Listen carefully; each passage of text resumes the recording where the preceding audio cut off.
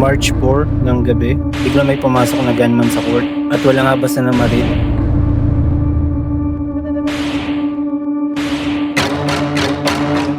Nabulabog ng pamamaril ang isang condo building sa Parañaque, 2 ang patay. Kabilang ang dati ng nakaalitan ng suspect na isa ring residente. 4 na iba pa ang sugatan. Tapos itong gunman na to, agad-agad na tumakas. Yung gabi na yon, 2 tao ang napatay niya, tsaka 4 ang sugatan. Pagkaraan ng 48 hours, ang Biyernes ng gabi, March 6, 2026, nahuli itong gunman na to. Ang pangalan niya ay William De Guzman, 59 years old. Isa sa ilalim sa inquest proceedings kaugnay ng nangyaring pamamaril. Ayon sa NCRPO, ang nakikita nilang motibo ay dahil doon sa reklamo sa kanya sa kondo.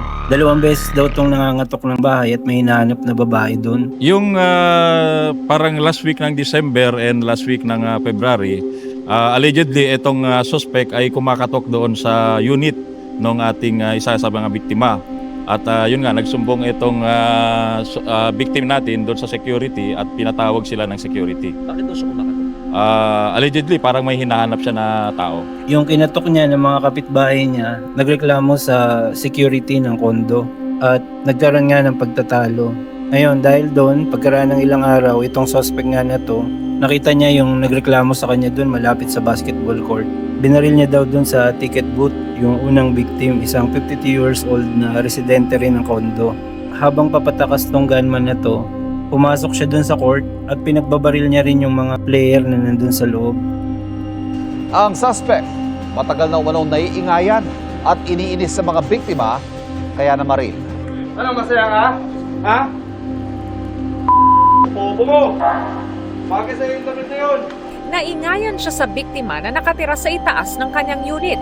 Ilang beses na raw niya itong inireklamo pero hindi anya tumigil. Nag-iingay ho, tapos nagiinuman sila rin. Nagtatawanan, tapos kung ano na ho sinasabi. Paano yun nakamdaman na inaasal?